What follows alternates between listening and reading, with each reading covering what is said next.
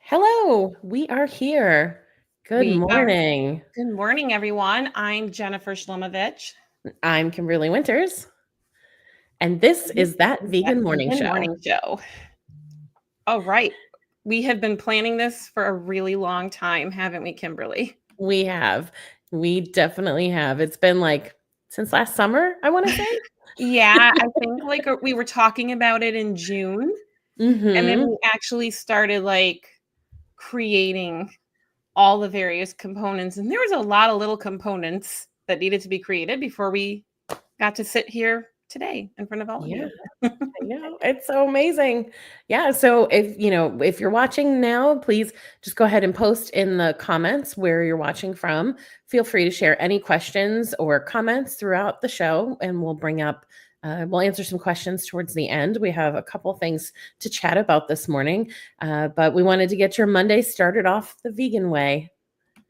Indeed. And we both started this. We both were when we both got connected from David from the Vegan Business Tribe a year ago, roughly. And we had an instant connection. And we were chatting, and you had mentioned about wanting to be the next vegan Oprah. Yep. And I was like, oh my God, because I've had that thought myself and wanting to create some type of show or content around that. And then also I've also had thoughts about creating, wishing there was a vegan news show. I watch the Today Show a lot every morning, except not this morning because it's 7 a.m. and we're here. Yeah. Sorry, Today Show. And anyone who's not in the US, the Today Show is a morning news program here. So we were talking about that, and then we just all of a sudden started realizing we had like similar secret goals, secret mission, and then we decided to make it happen. Yeah. So here we are. And it was going to happen sooner, but you had a move. Moving's not easy. You selling a house and buying a house and moving into a new house are during the holiday season. Yes. Yeah. Moved in a week before Christmas. So yeah, that was a little bit of a crazy time because originally we wanted to start this in October. We did. And then it was November, and then it was January. And now here we are on March 17th. Yeah. St. Patrick's Day. We were like, what, St. Patrick's Day, that's a fun day to launch a show. For sure. So happy St. Patrick's Day, everyone. Yeah. Happy St. Patrick's Day. I didn't have any funny props to wear today. Me neither. You know what? When we do our 1 year celebration, I'll make sure to have something good then. That'll be fun. So yeah, here we are. We're here to help you kick off your Monday morning the vegan way, and we have a pretty interesting conversation that we wanted to get to. Kind of inspired by a story that I saw last month, actually. And it was a story of a lanternfish out in the, and I hope I'm not mispronouncing this, but I might be, the Tenerife Sea. And the story was that someone, oh my goodness, I'm sorry. First of all, let's acknowledge our viewers here, right? So we've got JP joining us from New Jersey. Hey, JP. Hey, JP. And then we have Steph here. Oh, Steph, thank you so much. We're so happy to have you here joining us this morning. Welcome, welcome, welcome. Welcome, everyone. And thanks for watching. Yeah. So this story about the lanternfish is that, if you don't know, a lanternfish is a fish who lives very deep in the ocean. Oh, love you too, Steph. They live very deep in the ocean, and they have a little light that like dangles in front of them. And they don't come up to the surface, but this lanternfish did. And then she died. And I remember this conversation online in the news articles I saw about it that was like, this lanternfish knew. She knew that it was her last days, and she floated up to the top of the ocean and she looked up at the sun, and then she died. And isn't this so beautiful and so meaningful that this lanternfish found her way to see the sun one time before her life ended? And everyone's talking about this lanternfish. And it just kind of blows my mind a little bit. The way, and I think it's really beautiful. So let me back up a second before I get there. I think it's really beautiful that we can see this and we can see this happen, and we watch this lanternfish who we've never seen before. We never get to see them up at the surface, to connect and be like, oh my gosh, to have this final moment where she gets to see the sun, and people feel like, oh, that's so amazing. What a story. What an incredible thing to happen. But they don't think about the animals who are on their plates, and the fact that very rarely they get to see the sun. And they may not see the sun until they're in the truck heading to slaughter. And it's like there's this one animal that they've connected with. And I get it. Storytelling in its most powerful form is making that single connection. And so when we have when we can make a connection and start to see that maybe they're not so different. If you think about, if you had never seen the sun and the day that you were dying, you were able to see it, wouldn't that be so beautiful and meaningful for you? But it's so easy to ignore all of the animals, the billions of animals that are killed for food, and not think about what they have gone through and make that connection. Like, hey, if this lanternfish is making this trek up to see the sun, like that means something. But we are not seeing what it could mean for chickens and cows and pigs to be able to have a meaningful moment in their life, to understand that this life meant something to the lanternfish, and that it could be just as meaningful to all other animals. There's like this disconnect there. And so when I saw that story and I brought it to you, I was like, what are your thoughts about this? And is it worth bringing up here? And I think it really speaks to our veganism and the whole reason we're here doing this show. Yeah, absolutely. Excuse me.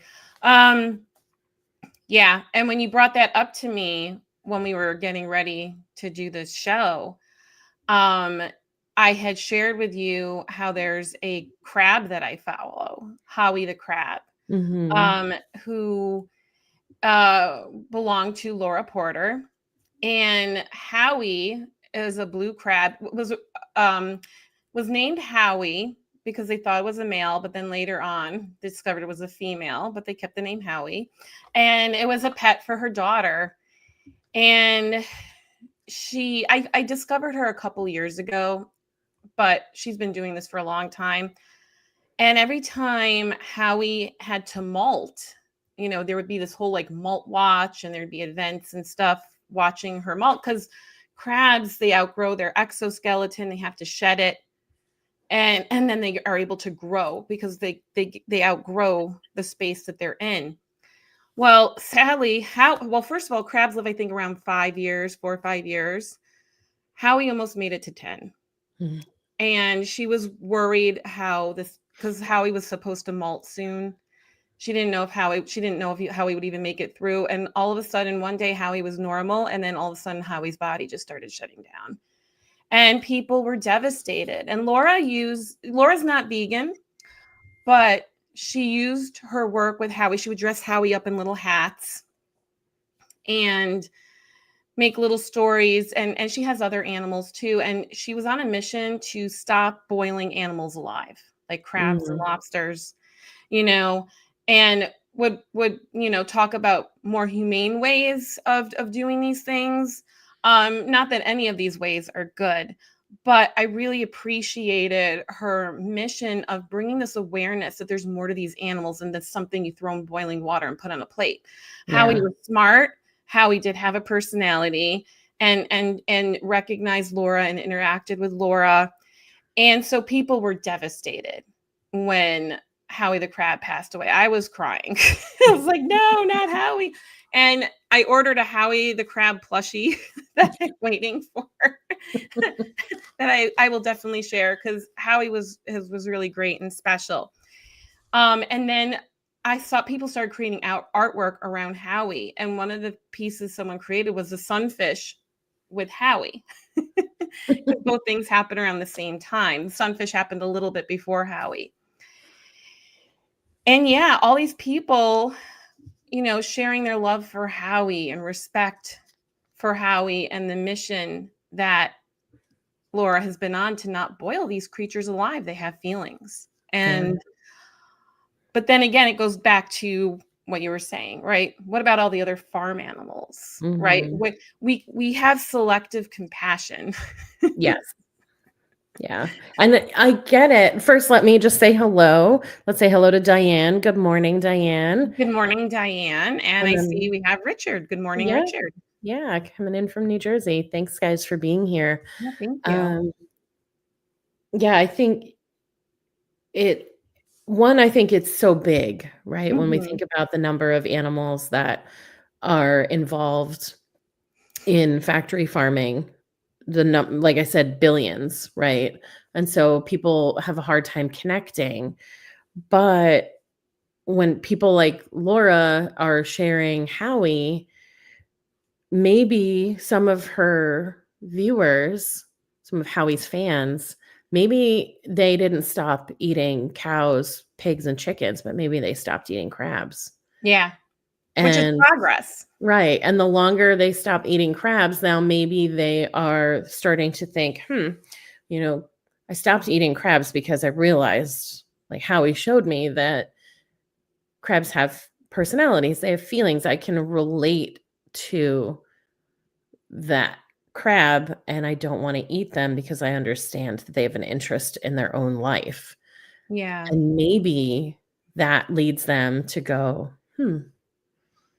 I wonder if cows have that or pigs have that. And it can be a long journey. And I say it all the time. It's like, I wish that tomorrow we could wake up and everyone would be vegan. But I realize that that's not how this works.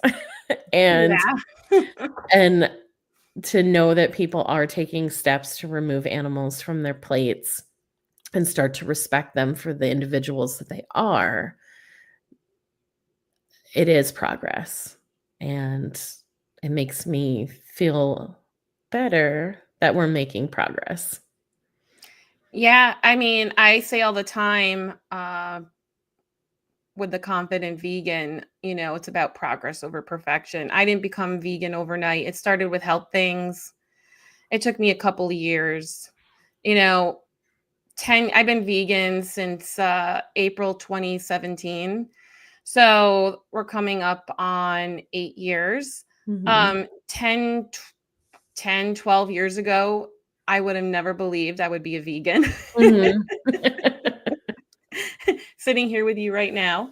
But yeah, and part of it's that cognitive dissonance, right? We grow up eating a certain way, and we're sharing this because we're not shaming anyone. First of all, I just want to put that up there.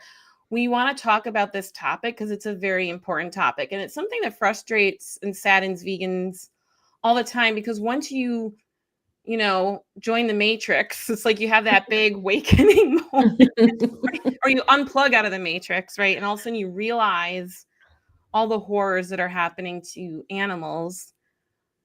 You want to like change the world. You want to be like, stop. And you realize it doesn't work that way. Yeah. So but by sharing these types of things, it helps people have that awareness. That's how I started my awareness. And yeah, cognitive dissonance is what gets in the way of us too, because of not being vegan, because we grow up, the standard diet is eating meat, right? And, Mhm. fish and dairy and eggs, all those different things. And you can have all your nutrition requirements met in a much better way by not eating any of those things. Mhm. And a couple weeks ago, I was in Hawaii on vacation with my husband. We were celebrating our 10-year wedding anniversary, and we were watching the news, getting ready for the day. And there was a story about a chicken franchise hosting this children's reading event, which sounds great. But I saw the books were like stories about chickens, little animated chickens. And I'm like, oh my God, that's so sad. These kids are reading cute stories about chickens while eating chicken. Mhm. And people aren't thinking twice about it because they're like, oh, this is great. And yeah, the concept is great, promoting literacy and inspiring children to want to read, but there's a darkness around that. What are your Yeah. thoughts on that, Kimberly? So, where I live in New Jersey, there's a lot of farms here, and Mhm. there are a lot of people who have enough land where they can have um, typically farmed animals. And so there are a lot of people here who have chickens. And I know some people personally who have a coop outside, and they name their chickens, and they talk about the personalities and the interactions between them. And while they're not eating their own chickens, they're still eating chicken. So they're Mm. buying chicken from the grocery store, they're taking eggs from their chickens, but they there's no connection with, like, they've named these chickens who live in their backyard. Yeah. They talk about how funny they are, how sweet the connection they have to them, but also that the chickens have amongst themselves and the way they interact. And then they're like, "Yeah, and I made chicken parm last night." And it's just I just don't understand. They're right Yeah. there in front of you. If you're a person who's never once interacted with an animal and you can't see the connection between the animal on your plate and the animals who live out in the world, okay, but they live in your backyard and you are chatting about them, you have a relationship with them, and then you're still eating not them, but animals of the same species. Yeah. it it baffles me. It's so interesting how, like you were saying, this cognitive dissonance is so strong that there's like a wall put up there that they can't even see the hypocrisy in the relationships with the animals who live on their property and then the animals who end up on their plates. Yeah, 100%. Like, right? Because again, and I can share my own personal story with cognitive dissonance. Like I'm the only vegan in my household. And what held me back from being vegan even sooner was because I knew my family wouldn't want to make that change. And I had to figure out a way to make that change for myself and still supporting my family. So at the time our kids were younger and I was the cook, and I decided, all right, I'm gonna go vegan, but I'm still gonna cook non-vegan things. Mm. And there was a part of me like that was able to kind of like block it off because I'm like, I'm Mm. cooking it for them, not Yeah. me. And then as I've gone, and I think the longer you're vegan and the deeper you go into being a vegan, and I feel like there's a lot of layers that deepen that connection to it. Mhm. Um, you start to build on that. And so we're now empty nesters. And I started realizing why it started like clicking, like, oh my God, like this is the body parts of another animal. Even though I knew that and I wasn't doing it Mhm. for myself, Yeah. something hit me for that. And Mhm. so I had a conversation with my husband where I'm like, all right, if you want the meat stuff or the You can make it. Yeah. And he was supportive of it. And yeah, like I will still, like, if I'm doing the grocery shopping, I will still pick up things, but our household has been reduced in to the amount of non-vegan products that come into this household have been reduced immensely Mhm. just because of my veganism. Yeah. And people realized they felt better not drinking dairy milk, so everyone, has happily switched to almond milk. Nice.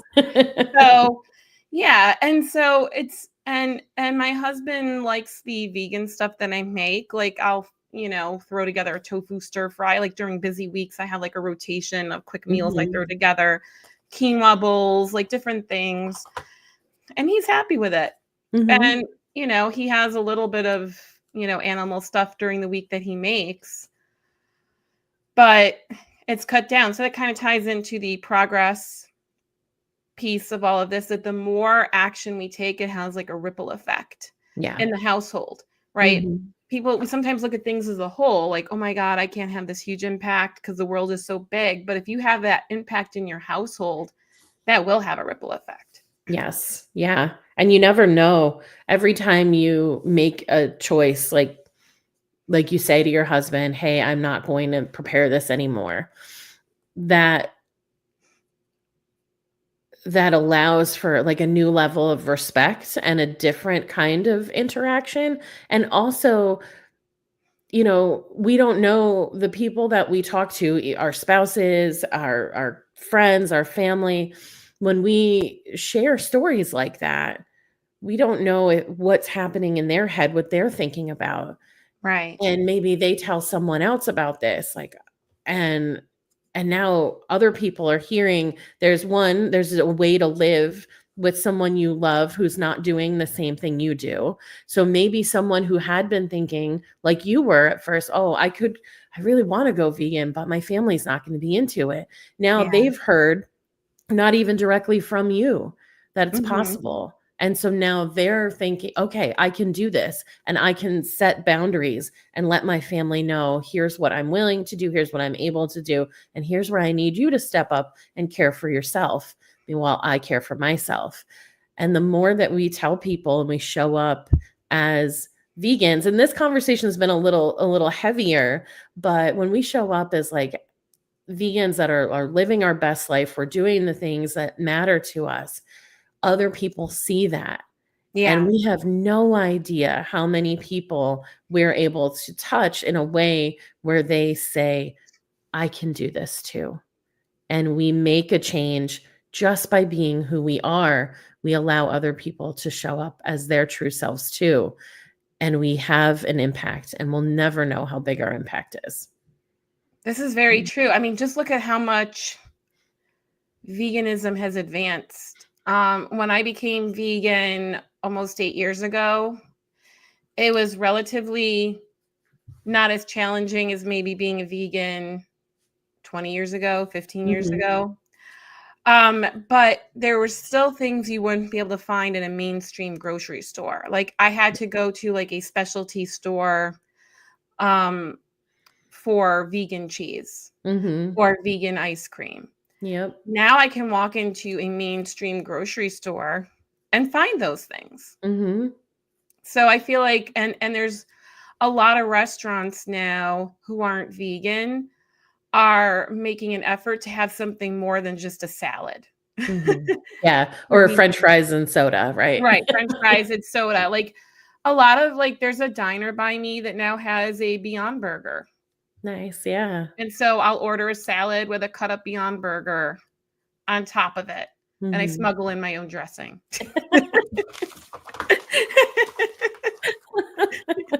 There's a little tip for you. Exactly. How many vegans out there smuggle in their own, like, spices, nutritional yeast, dressings? Right. I have a Hummus. bottle of tahini I throw in my bag. You can always use tahini on everything. Yeah, that is so true. So the audience has been quiet, but you guys feel free. We'd love to have you interact. So if you have thoughts on our conversation, um, Steph smuggles in her own stuff too. Awesome. Awesome. Steph, You what have types of to. things do you smuggle in? And I would love, and if you're watching the replay, I would love to see, what things you bring in that you smuggle into a restaurant, Yeah. dressing, seasonings. Maybe I could get some inspiration.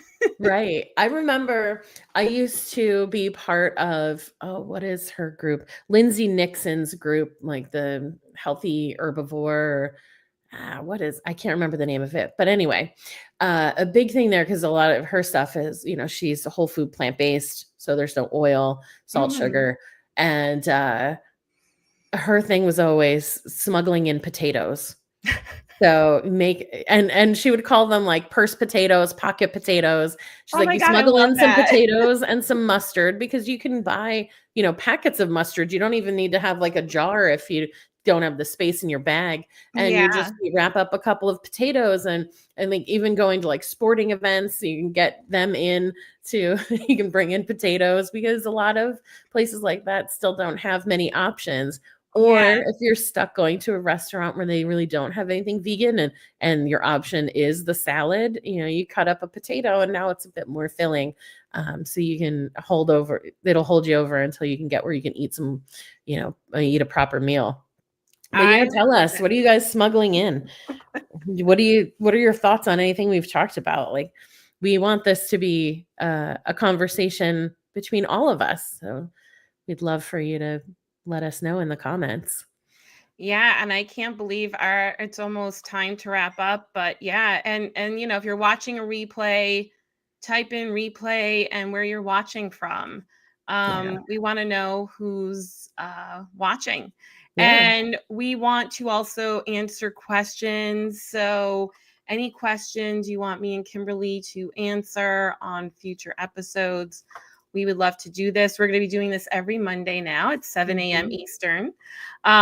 We would love to do it every day, but we have a lot on our plate Mhm. between jobs and our own projects. You have Did You Bring the Hummus? And I Yep. have the Confident Vegan.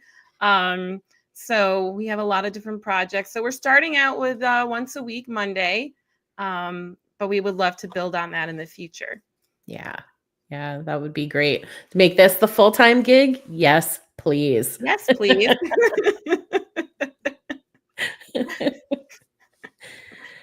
Yeah. So, So, oh, you know what? Oh, sorry. no, you go ahead. No, I'm gonna put down our link tree Okay.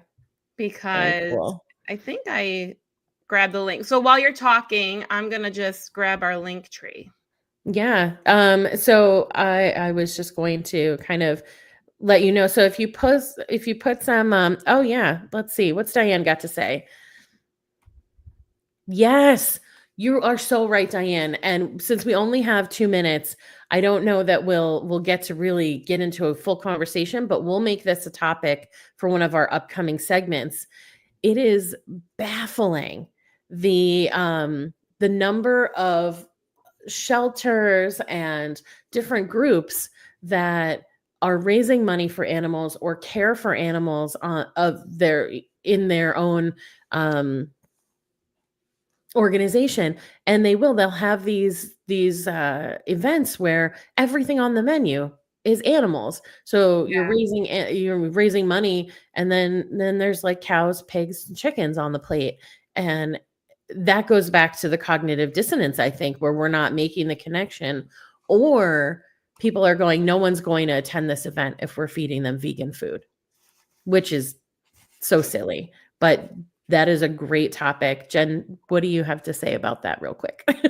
Yeah, no. Yeah, that's the thing. It's if you're doing a charity and it's, they're talking about, it's your charity for animals, you shouldn't be eating animals.